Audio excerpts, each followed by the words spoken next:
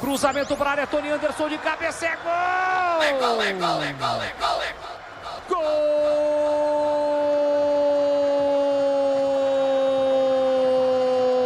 Gol do Ituano!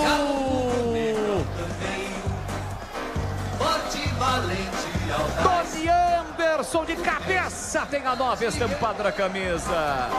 O zagueiro da Ponte, o Edson, pregado, não subiu nada, nem uma gilete. E o Tony Anderson, que é centroavante, golpeou de cabeça no cantinho do Pedro Rocha, que nada pôde fazer, nem pulou.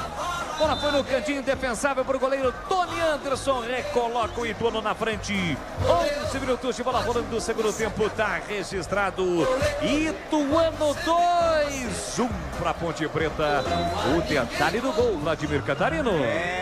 Os nossos comentaristas já têm falado desde o primeiro tempo sobre a qualidade do Tony Anderson, né? Quando tem liberdade para o cabeceio, então aí fica mais fácil. Após cruzamento vindo da direita, sozinho o Tony Anderson cabeceou sem chances de defesa para o Pedro Rocha. Volta à frente o Ituano 2-1.